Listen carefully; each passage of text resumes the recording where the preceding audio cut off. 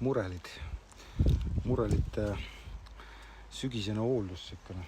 Võtsin pea pool meetrit maha kogu puud, et siis ei peaks järgmine aasta möllama ja hulluks minema, kui seda võrku puudele peale panna. Ja hetkel käib siis siukene Brossi haavaliivmi panemine siis puuokstele, mis on suuremate lõikejälgedega.